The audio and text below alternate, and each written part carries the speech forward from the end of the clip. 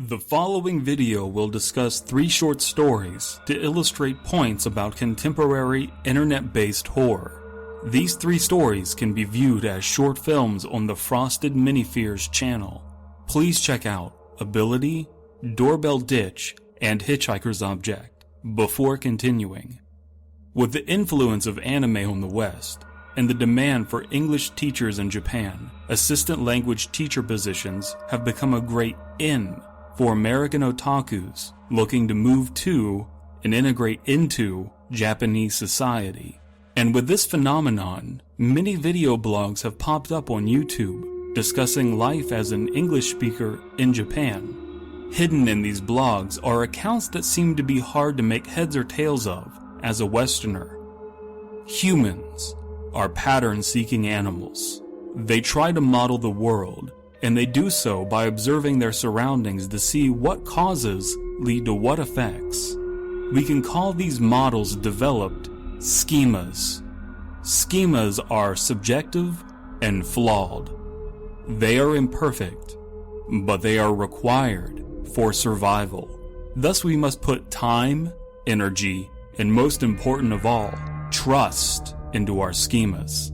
This might seem hard to do in theory, but in practice, evolution ties us to our schemas, making trusting them an easy thing.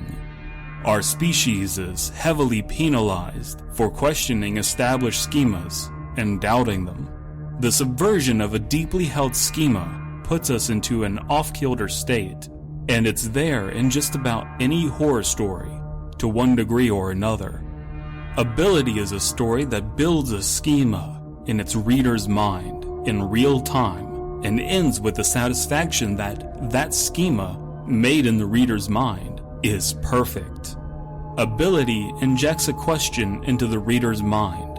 What determines what this homeless man calls people? When the answer is given, it makes the reader realize just how pointless the story was. So now that we've finished the story, the question becomes, why are you telling me this? This isn't an interesting story. The story has concluded and we're hit with a new question that leads us to reread the story. It's doubtful that someone would read or listen to Ability and not immediately consume it again out of confusion. It is a short story after all, no big time investment. The second read or listen will blindside the consumer with the consumer. This is often called fridge horror, as the consumer walks away perplexed to get a snack when the solution hits them. But there's more to fridge horror than that, but that's not important. With this genre, that is, quote-unquote creepypasta, the real-life implications are what hit us the hardest, begging the question, how many times has trying to pay attention distracted you from more important things? Guilt is a very complex emotion. It's not as simple as regret, or sadness, or anger. It's not even as simple as culpability. Guilt is all of those things, hidden from the world, and then tied to a very specific set of circumstances. The oddness of the circumstances let the feeling linger on you and around you like the remnants of getting hit with a skunk.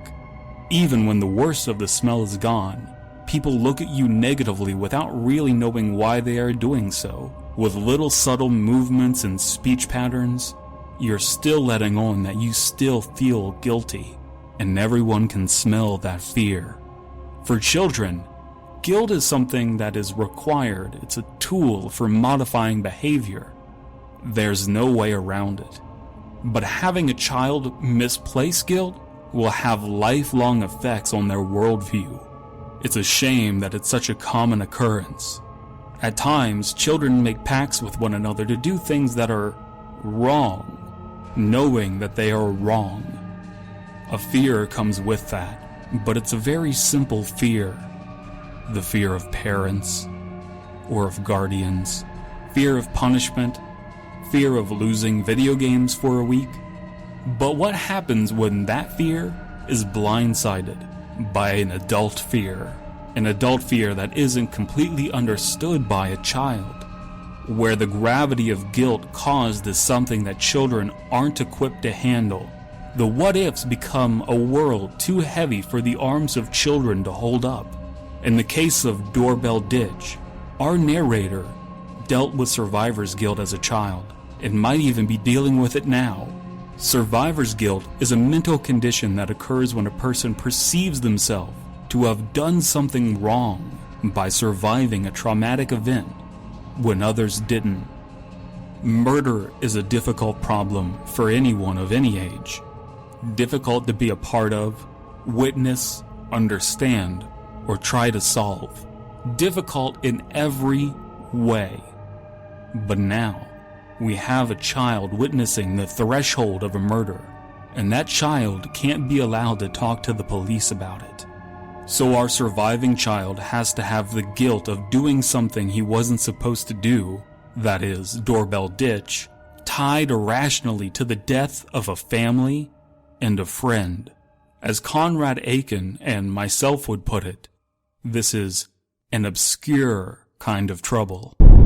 Hitchhiker's Object is a standout creepypasta classic that breaks down walls of conventional horror. The somber story is personal and conversational while being poetic at the same time, but never compromising either element. It is informational and mechanical in its description of subjects, while maintaining a cryptic and whimsical atmosphere. It is procedural and prescriptive like the Holder series or ritual-based creepypastas, while offering a shotgun approach to strange images and ideas like normal porn for normal people or Room Zero. And still it ends with a soft twist which can be seen coming a mile away, that you nevertheless don't pay attention to as you're trying to ask the question, why? Hitchhiker's Object does a little bit of everything I want out of a creepy story. Frosted Minifears are devoted to their craft, and they understand what makes this genre work. If you haven't already, give them a look, even if they are assholes who break kayfabe. Not like I don't do that too. I'm doing it right now after all.